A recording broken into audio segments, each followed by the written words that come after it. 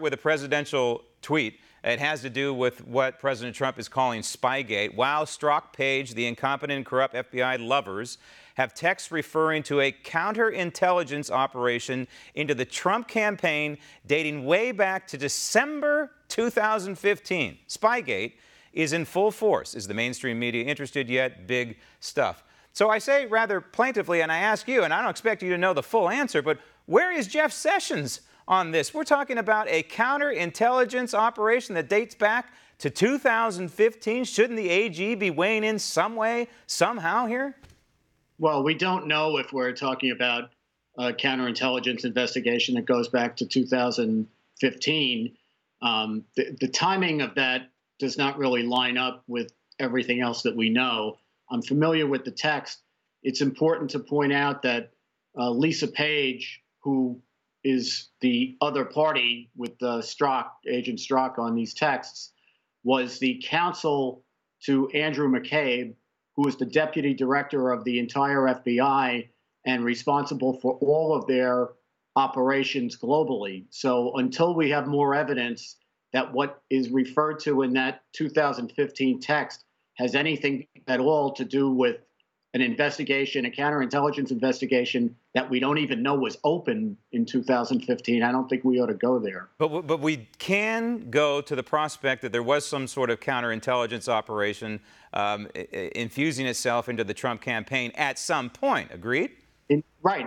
At least in mid-2016, and I think it's quite appropriate to say that to the extent the FBI says that they didn't open the investigation until the end of July 2016, there are indications that they were looking at this as early as March. So I quite agree that there's been a lot of shenanigans about when the investigation started, and we got to get to the bottom of that. Okay, I keep arguing on this program that I believe the Attorney General has done a fantastic job in certain matters like immigration.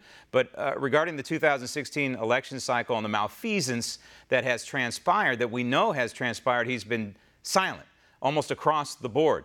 Isn't it time that Jeff Sessions steps forward here and I'm going to use a term that I think I coined here on this program, unrecuse himself, or get out of the way? Don't the American people deserve answers to the umbrella question of what happened during the 2016 election cycle, whether it has to do with Russian meddling or abuse of power, possibly the scandal of all scandals with the Obama administration?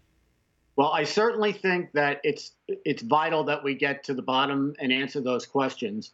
And I also think that the Justice Department, as much as I admire Jeff Sessions, needs to be run by somebody who can effectively run the Justice Department. And I think Sessions has been a fine attorney general with respect to virtually everything else except this matter. But in this matter, his recusal, as I said at the time, I think was premature and overbroad. That doesn't mean that he didn't have grounds for some narrow recusal with respect to criminal investigations, to the extent there were any, that arose out of the Russia investigation. But I do think his recusal is way overbroad. I don't know what we necessarily need to do about that at the moment. I think you're quite right that we need to find out what's in this Inspector General's report. It is a bit troubling that it's taking this long. It's not just that there's a delay in producing it. This is a 15-month investigation. So it took them 15 months to get to the bottom of just the Hillary emails portion of it. And they are just beginning to look at the investigation of Trump and Russia, FISA abuse, spying, and the like. So this is taking way longer than you would want it to take.